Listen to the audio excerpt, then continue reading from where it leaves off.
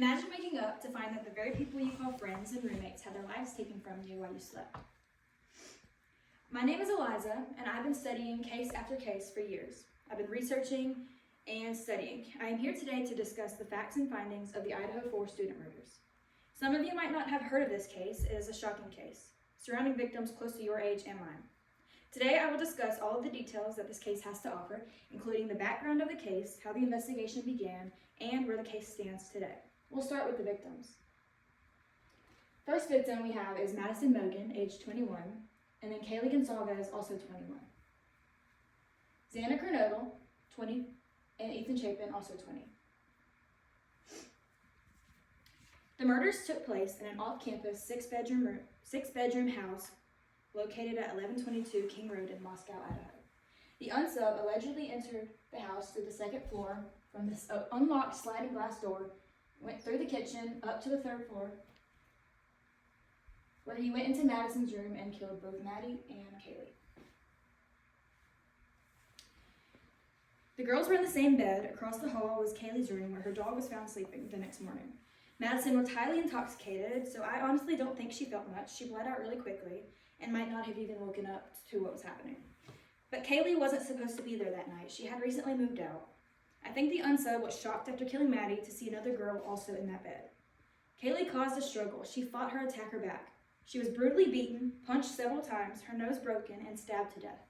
If the stab wounds didn't kill her, the blows to her head would have, says Steve Gonsalves, Kaylee's father, in an interview. After killing Maddie and Kaylee, the unsub made his way back downstairs to the second floor and was met by Ethan down there. He might have attacked him in Xana's doorway. There was blood dripping out of Xana's room on the outside of the house, so I believe Ethan was on the floor between the bed and the wall. Neighbor's security camera picked up what sounds like Ethan yelling for Xana and a thud. You can hear Xana crying. She was mostly attacked in her doorway. She was found laying in her doorway with her feet in the hallway. There were two surviving roommates, Dylan and Bethany. Dylan slept on the second floor in this bedroom right here, right next to the stairs. Dylan says she was awoken by Xana and Ethan returning home just after 2 a.m.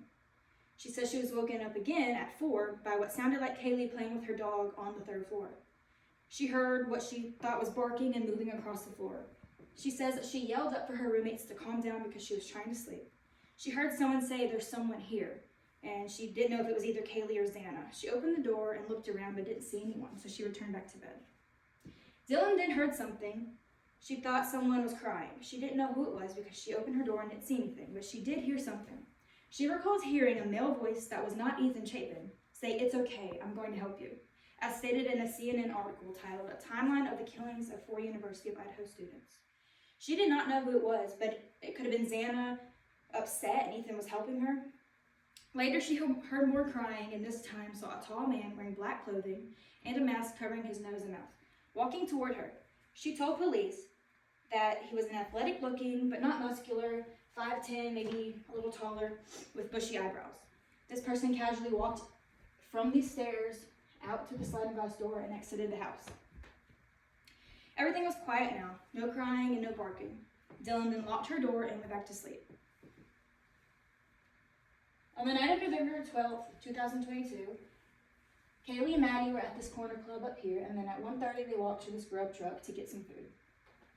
They then took the ride share home to their house, and this is security camera footage of them at the grub truck just after 1:30 a.m. That's Kaylee and that's Maddie. Also that night, Ethan Chapin was at his sister's sorority formal. That is his sister Maisie, and his brother Hunter was also there that night. Later that night, Xana and Ethan were at Ethan's fraternity house, just hanging out. There was a party there that night, and then they later returned to the house on King Road. A 911 call was made just before noon on November 13th. The call was about a passed out person. Officer Brett Payne entered the house through the front door, walked up to the second floor, where he says he could see a female body laying in this hallway with their feet coming out of the door. They couldn't see into the room because the door opened that way, so they couldn't see anything else. But he says that she was just laying on the floor with visible stab wounds that appeared to be from an edged weapon. She was later identified as Xana Kernodle from her driver's license. Further inside Xana's room, Ethan was found with wounds that a medical examiner referred to as sharp force injuries. When they arrived on the third floor, they discovered both Kaylee and Maddie in Maddie's bed. On the bed next to Maddie's body was a tan leather knife sheath. The killer had made a mistake. After the discovery of the bodies, the investigation began. This is the knife that he allegedly used. The sheath that was found there was this, with DNA on this inside snap button. And this knife is really big, so it's like, it would have knocked him out real fast. After DNA was found on the button snap of the knife sheath and would later help law enforcement. On the night of the murder, security cameras show a white Hyundai Elantra passing the King Road home several times before and after the murders. A Washington State police officer looked into Elantras registered at WSU. He found one registered to a WSU PhD candidate, Brian Koberger. This is the bolo pictures they put out, be on the lookout for, of the Hyundai Elantra. They ran his cell phone through the databases and identified that his cell phone had utilized or pinged off of the servicing towers of the King Road house. His phone pinged in Pullman, Washington, leaving his apartment around 2:47 on November 13th, and then went dark, possibly put on airplane mode.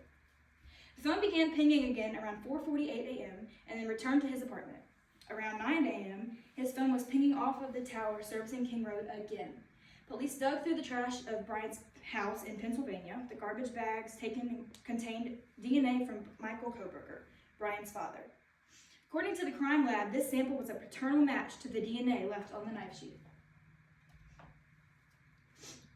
Lead investigator Brett Payne submitted a probable cause affidavit for an arrest of Brian. The warrants were immediately approved, and a SWAT team entered his family home on December 28th. According to the team that entered Brian's house, he was found, and I quote, in his parents' kitchen wearing latex gloves and was putting his personal trash in Ziploc bags, like bottles and cans, which would explain why the police never found his DNA in his parents' trash. There's evidence that Brian Koberger DM'd Maddie Mogan and said, "Hey, how are you?" as stated by Howard Blum in When the Night Comes Falling. She did not answer that. These are pictures of Brian in his white Hyundai Elantra, just proving that he has that car. And this is a photo that Brian Koberger took on his cell phone on the morning of the murders, just a few hours after the murders. He looks like cleanly showered, he looks clean, and there's no shower curtain behind him, which the police thought was weird. Like, why would you take your shower curtain out? This is a map of where his phone pinged months before the murders. As you can see, this is the house right here, 1122 King Road. And his phone pinged around 3:30, 4 o'clock for months, which is also the time of the murder. So that was very suspicious too. Brian Koberger is currently being held at the Idaho County Jail. Brian was charged with 1 count of burglary and 4 counts of first-degree murder. Prosecutors are seeking the death penalty. In May of 2023, Brian pled not guilty. This is pictures of them taking evidence out of Brian's apartment. This is his apartment building right here. This is his booking photo. And they took evidence out of his apartment. They took his vacuum cleaners, which had human hair in it, and also a possible animal hair, and he had no pets, so they thought that was suspicious. And they found reddish brown stains on a piece of his carpet and on pillow casings and the mattress cover. So they took all of that, and they immediately tested positive for blood. Police started the search of his home and his apartment and his car. Police in his apartment took his vacuum, where they found several hairs, possibly an animal hair, stained mattress covers, and samples from a pillowcase that showed reddish brown stains. Koberger was 28 at the time of the murders. The upcoming trial is set to begin in August of this year. The victims' families are preparing victim impact statements for the trials, which are said to be helpful in an article titled "The Impacts of Victim Statements on Legal Decisions." We have looked at all the details of this case, including the background of the case, how the investigation began, and where it stands today.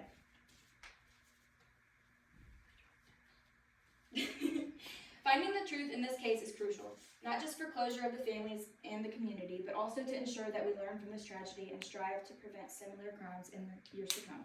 Thank you.